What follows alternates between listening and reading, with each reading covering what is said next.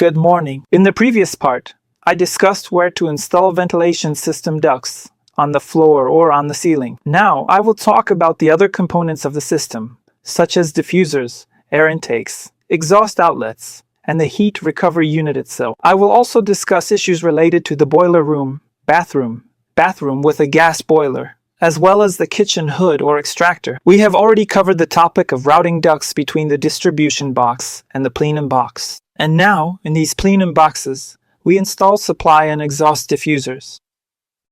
When it comes to the placement of supply diffusers, the most important thing is definitely to avoid placing a supply diffuser in a spot where people might stay for a long time without moving, like a bed in a bedroom, a couch in the living room, or, for example, a desk in a study.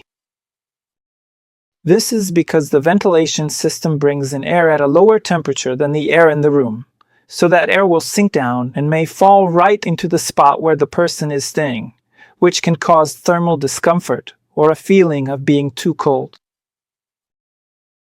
It's also worth talking about other installations, like lighting or any other things mounted on the ceiling.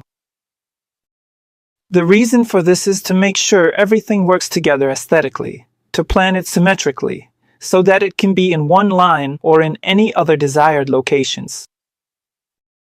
As for the location of the point, due to air circulation, it's best for this point to be placed reasonably far from the door. The reason is that if we installed the air supply point close to the door, the air wouldn't flow through the entire volume, let's call it, of the room, which could negatively affect things related to the development of mold and mold spores. Because air movement is a solution that, in the simplest way, makes it harder for mold to develop in a room. However, when it comes to equalizing the concentration or quality of air in a room, the location of the air diffuser or supply point doesn't matter, because the particles, that is, gases like oxygen, carbon dioxide, and others, naturally balance their concentration throughout the entire volume of the room. We should also avoid placing supply air diffusers above, say, wardrobes or any other elements that could also block the airflow. However, the principle of operation for the supply air diffuser itself is that the air supplied from above is directed by the guide inside the diffuser so that it spreads along the ceiling. This allows the air to disperse over the largest possible area in the room and then freely settle downwards.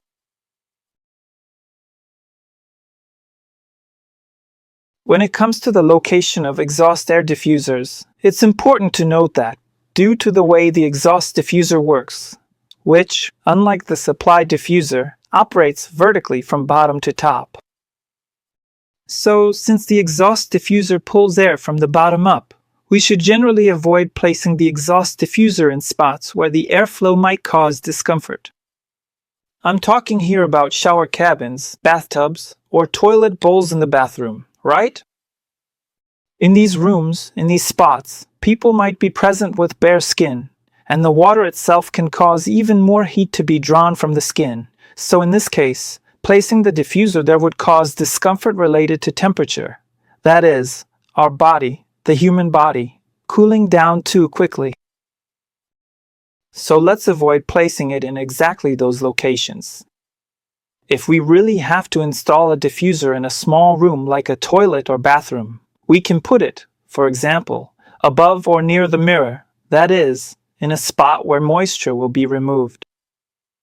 So that mirror might stop fogging up, meaning water will no longer condense on it. However, when it comes to the kitchen itself, the location of the exhaust diffuser should also be placed away from the source of pollutants, such as the stove, especially during cooking. We can move it away by 1 meter or 1.5 meters. You should also take into account things related to aesthetics, like lamps or other elements mounted on the ceiling, but make sure to maintain that distance, that gap from the kitchen itself. However, if we don't have the option to install a supply or exhaust element on the ceiling, we can absolutely install the supply and exhaust on the wall, or even the supply in the floor. But in the case of a wall-mounted supply, A good solution is, for example, to use a long-range nozzle. Because at this point, a long-range nozzle will provide us with a stream, introducing air into the room and ensuring circulation in the room, which, as I mentioned earlier, is related to things like mold. However, if someone decides not to use a long-range nozzle, a decorative grill can work just as well, but definitely not an anemostat, because as I mentioned, an anemostat distributes air along the surface of the ceiling. This works perfectly because we have a large ceiling surface.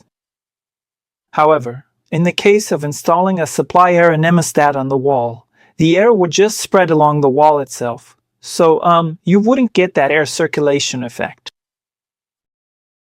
However, when it comes to an exhaust anemostat, we can absolutely install such an exhaust anemostat on the Kaylee, on the wall, because the air will be drawn in along the ceiling, right?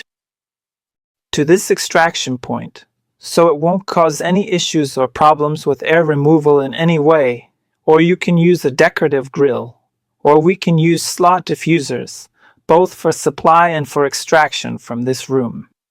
Slot diffusers are quite visually appealing and are increasingly being used as solutions in modern buildings, where the visual appearance of the elements and materials used is also an important aspect.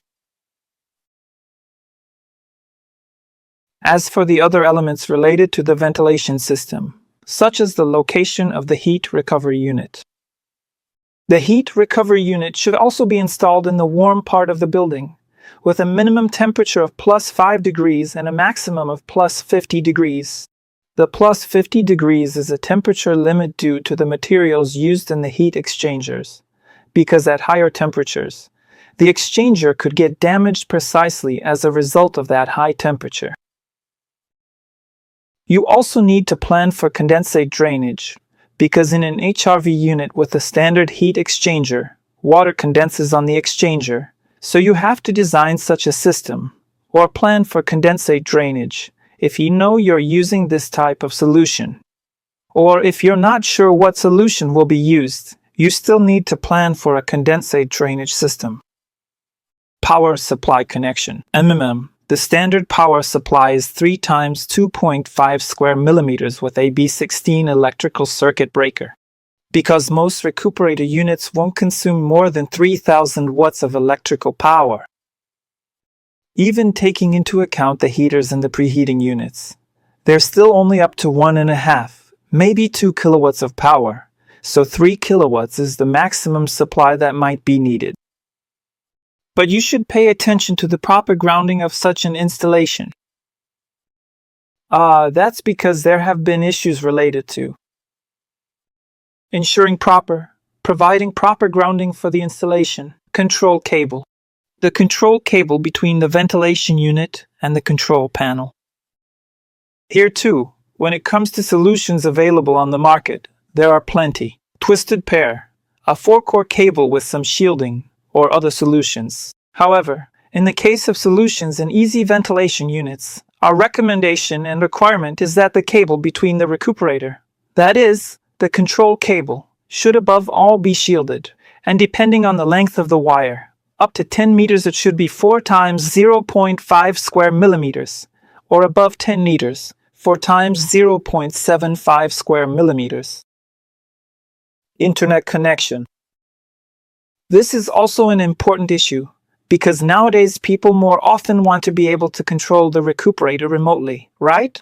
That is, via the internet. Just like with the solutions and Reco units offered by Recunit, this control is mainly via Wi-Fi, so you need to provide a Wi-Fi signal to the ventilation unit. So either position the router or repeater so that the device is within range of the Wi-Fi signal, or use other solutions like running an internet cable, the so-called RJ twisted pair. The next part is a discussion of the technical details of the individual components of the installation.